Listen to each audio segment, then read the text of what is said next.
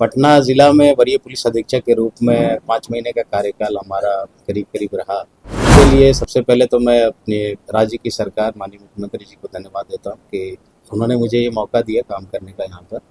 हमारे वरीय पदाधिकारी उनको भी धन्यवाद देता हूँ। पटना वरीय पुलिस अधीक्षक वर्तमान पटना एसएसपी अवकाश कुमार ने आज अपने कार्यालय में रविवार की दोपहर एसएसपी पटना के पद पर रहते हुए आखिरी प्रेस वार्ता किया। मलाल यह भी रहा कि पटना एसएसपी अवकाश कुमार ने मात्र 5 महीने की अवधि तक पटना पुलिस कप्तान बने रहे। एक आईपीएस का एक बार सपना जरूर रहता है कि पटना एसएसपी की कमान अच्छे से संभाले, मगर इसी बीच काफी कम समय में पटना एसएसपी अवकाश कुमार का तबादला कहीं और हो गई।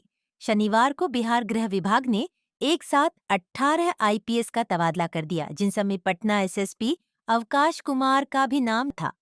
इनके जगह पूर्णिया एसपी कार्तिकेय शर्मा को अब पटना की कमान कप्तान के रूप में संभालेंगे।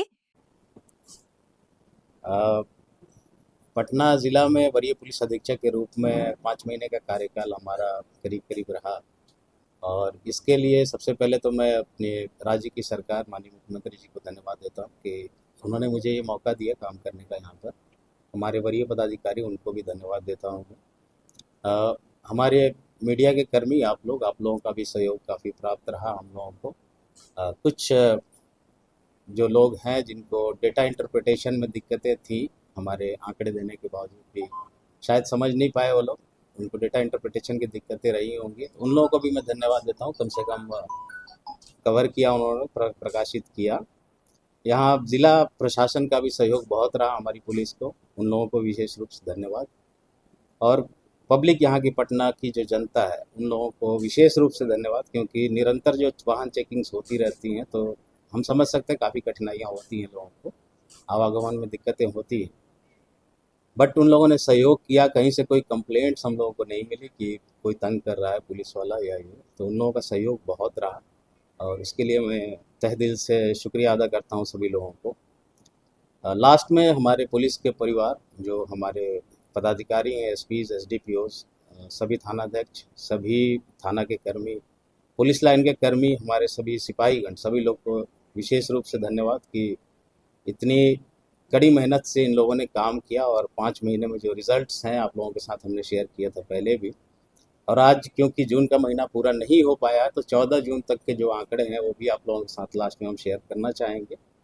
21, 22, 23 और 24 जो साल था उसमें जून में कितने केसेस हुए हैं और इस साल अभी तक 14 तारीख तक कितने केसेस हुए हैं। एक जस्ट तुलनात्मक आंकड़ा कि हमारी पटना की पुलिस और उसकी टीम अच्छा काम कर रही है। आगे भी जो आएंगे वरीय पुलिस अधीक्षक, उनसे आप लोगों से गुजारिश है, पटना की जनता आप लोगों से सबसे गुजारिश है, उनको भी ऐसा ही सहयोग करें जैसा अभी आप लोगों ने किया है।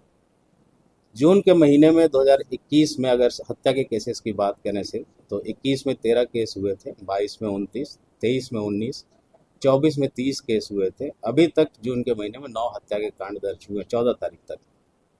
डकैती के मामले 21 में 1, 22 में 3, 23 में कोई कांड प्रतिवेदित नहीं हुआ था। जून 24 में 8 केसेस डकैती के रिपोर्ट हुए थे। इस वर्ष 14 तारीख तक एक कांड मात्र अभी प्रतिवेदित हुआ है। लूट के केस में जो हमारी टीम लगातार काम कर रही है और जिसका रिजल्ट हमने पहले भी बताया था, मई महीने तक 87 के जगह पे 47 केसेस इस साल हुए थे। इस महीने भी आप हर वर्ष की तुलना में देखें तो जून में 21 में 18 केस लूट का प्रतिवेदित हुआ था, 22 में 15 केस हुए थे, जून 23 में 23 केस हुए थे, जून 24 में 24 केस हुए थे रिपोर्ट लूट के। इस वर्ष 14 जून तक मात्र एक केस रिपोर्ट हुआ है लूट का। पटना जैसे ज़िले के लिए एक बहुत बड़ी उपलब्धि है और ये हमारी टीम जो काम की है उसका एक उदाहरण है। इसी तरह एक्सटॉर्शन के केसेस में 21 में 4, 22 में 4, 23 में 1 और 24 में 2 केस रिपोर्ट हुआ था। 25 में 14 जून तक अभी कोई कांड एक्सटॉर्शन का रिपोर्ट नहीं हुआ। तो ये कुछ आंकड़े जो गंभीर अपराध है जिससे समाज पर एक प्रभाव पड़ता है, उसमें जो कमी आई है वो हम लोग बताए हैं। ये हमारी पटना पुलिस की टीम पूरा काम कर रही है, आप लोगों का सहयोग से ही संभव हो पाया है और जो भी आएंगे वरीय पुलिस अधीक्षक उनका भी सहयोग आप लोग करेंगे, ये हमारी अपेक्षा है। आप सभी को फिर से धन्यवाद। सर, एक सवाल उठता है कि आपने आंकड़े की बात की, आंकड़े आपके विभाग से जारी हैं, कार्रवाई भी विभाग करता है, कहीं ना कहीं विभागीय जो कार्रवाई हुई, आपको यहाँ से 5 महीने में हटाया जा रहा है, तो विभाग को इस सब चीजों पर ध्यान देना चाहिए था कि नहीं, आपने जो कार्य किया वो बेटर था। नहीं नहीं, आप ट्रांसफ़र को इससे लेकर मत देखिए। ट्रांसफ़र पोस्टिंग्स बहुत सारी चीज़ों को लेकर होती हैं, और ये जो मंत्री होते हैं, माननीय मंत्री, जो इस केस में हमारे माननीय मुख्यमंत्री हैं, उनका विशेषाधिकार है।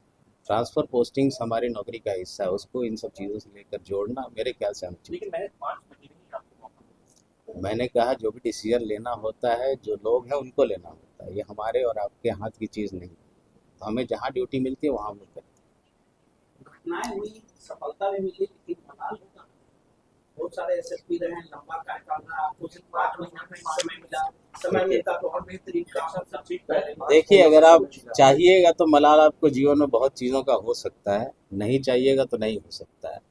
हमने कहा हम शुक्रगुजार हैं कि पटना जो राज्य की राजधानी है, उसकी सेवा करने का मौका हमको मिला। 5 महीने ही सही है, बट मौका मिला, इसके लिए हम शुक्रगुजार। तो 5 महीने में कौन सा ऐसा केस जो टफ रहा पटना पुलिस के लिए, जो चैलेंजिंग जो रहा? चैलेंजिंग केस, एक तो बर्गलरीज जो हुई थी बीच में लगातार हो रही थी, वो हमारे लिए ज़्यादा चैलेंजिंग था, क्योंकि लूट की डकैती की जो घटनाएं घटित होती हैं उसमें अमूमन जल्दी गिरफ्तारियां हो जाती हैं, डिटेक्शन सभी जगहों पे हो जाता है, बट गृहभेदन एक बहुत बड़ा चैलेंज होता है हम लोगों के लिए। बट गृहभेदन के केसेस के डिटेक्शन में भी यहाँ की टीम ने जो काम किया लग के, वो बहुत ही सराहनीय था। कई लोगों की गिरफ्तारियां हुई, तो गृहभेदन ही एक ऐसा केस है। बाकी और केस कोई ऐसा टफ यहाँ पे नहीं रहा जिसको डिटेक्ट करने में बहुत ज़्यादा दिक्कत हुई।